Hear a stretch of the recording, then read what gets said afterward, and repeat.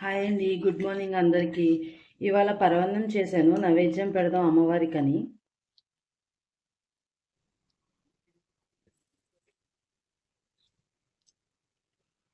నేను ఈ రెసిపీ 10 మినిట్స్‌లో చేశానండి పరమాన్నం.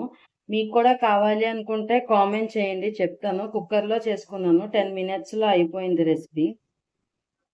ఇది మా ఇంటి స్టైల్ నేను చేసుకునే పరమాన్నం. మీకు కూడా తెలుసుకోవాలనుకుంటే కనుక కామెంట్ చేయండి. ఎలా చేయాలో చెప్తాను.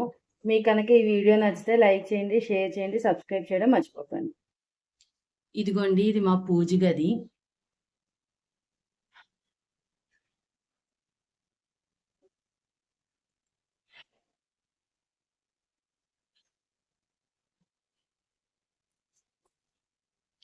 ఇదిగోండి మార్నింగ్ పూజ అయిపోయిన తర్వాత ఇప్పుడు పరమాన్నం చేసి నైవేద్యం పెట్టేశాను అమ్మవారికి.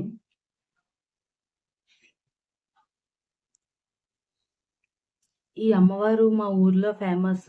తణుకులో కొండలం తల్లి అని చెప్పేసి ఉంటారు. చాలా ఫేమస్ అన్నమాట. మీలో ఎంతమందికి తెలిసి ఉంటుందో కామెంట్ చేయండి.